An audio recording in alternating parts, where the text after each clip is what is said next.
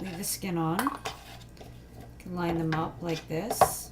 I have here about a pound of carrots.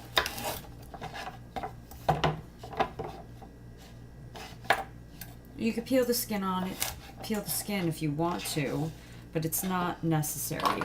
You could definitely do this leaving the skin on. Line them up.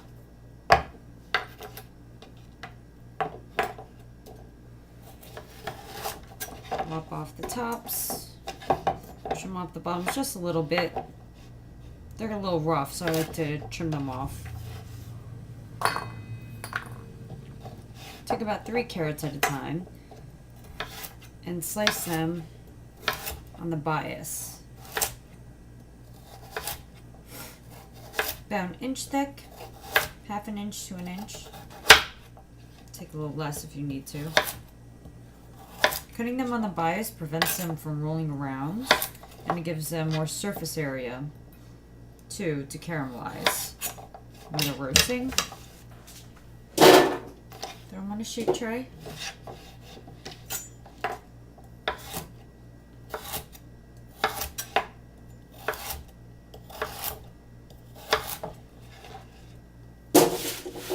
This one's a little big. Try to get them the same size.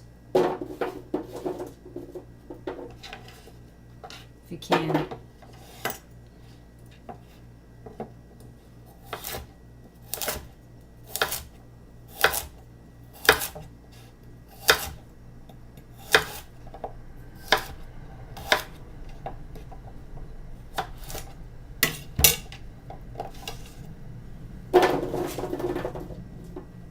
That's ugly.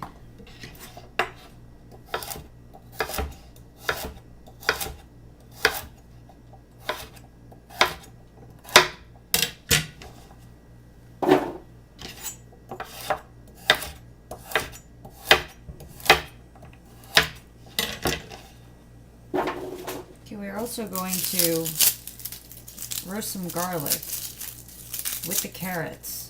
They'll bring out the flavor of the garlic. Garlic has sugar in it. It loves roasting. It loves that method. The sugar darkens, it caramelizes, it deepens, the flavor enhances.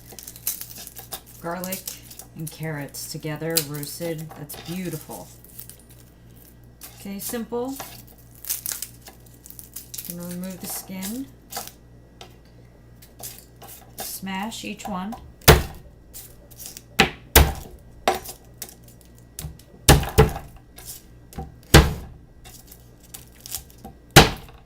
Love smashing.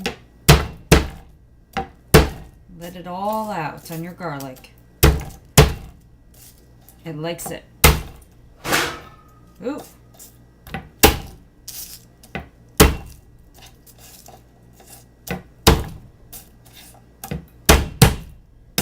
Beautiful. Now the skin should come off pretty easily. If it's still a little stubborn, take your knife to it again.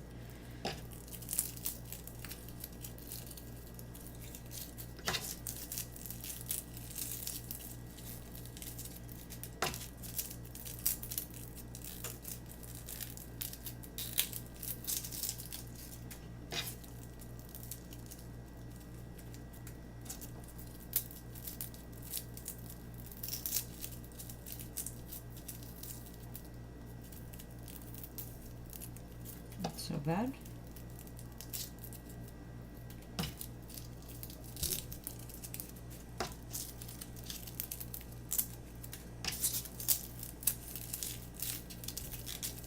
Oh, flew away. Garlic is very slippery. And then when you start chopping, it gets sticky.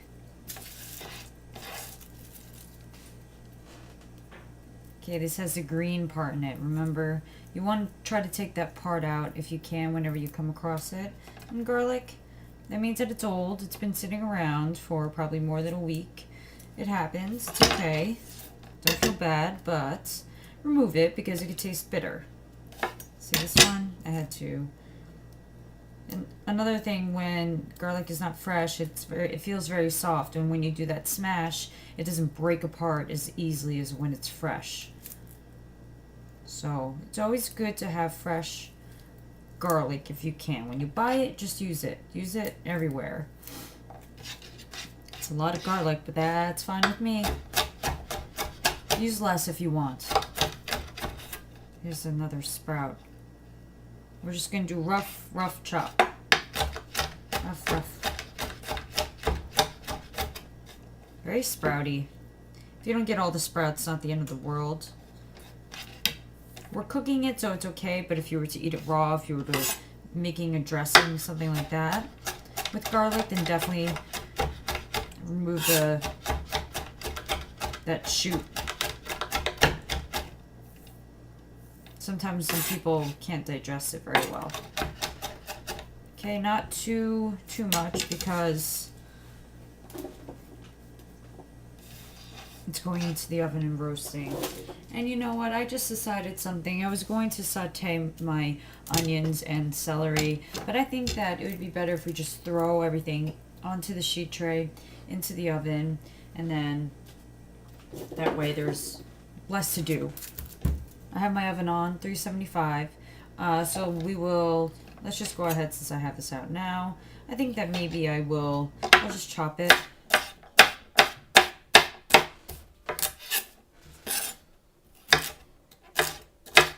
My celery.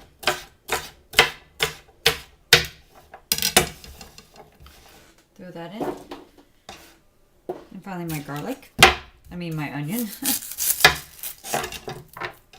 I always like to remove the little hairy end, the little knobby, keeping the end intact. My pronunciation was off.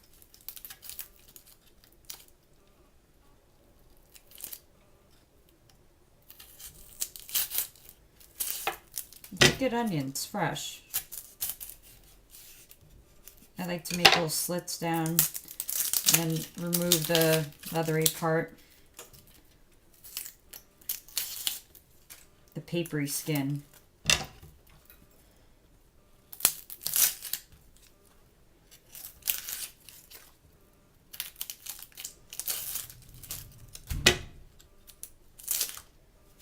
Okay.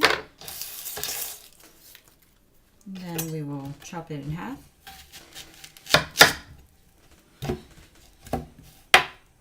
Do maybe 2 slits. Make them kind of chunky. It's okay to do that. Remember, my hands are in that nice claw shape. Drop the end, chop that, and take off this part. The skin doesn't look too great. Chop that. And chop it again. Throw that in. Okay. So I have a little paper on here. Do the same thing. Claw shape. Less likely to cut yourself. Oh, I went straight through that onion. But that's okay because we're just kind of doing a little chop. Oh, my eyes are on fire.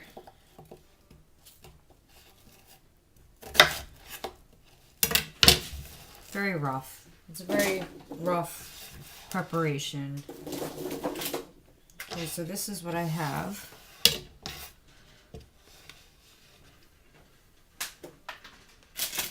Here.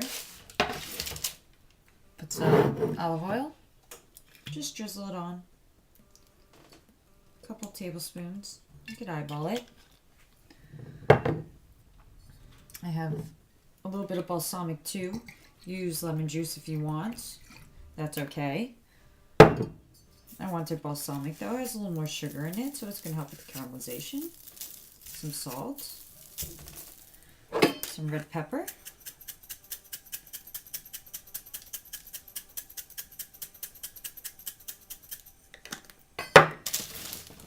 Toss it all together.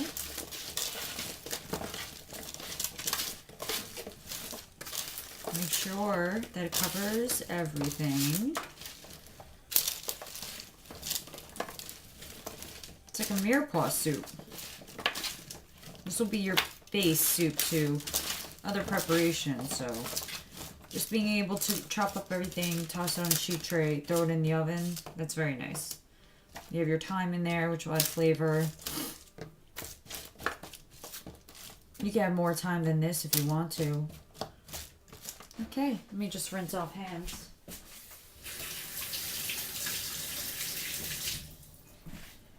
Now we'll go into my 375 degree oven. I would say let's check it after 10 minutes.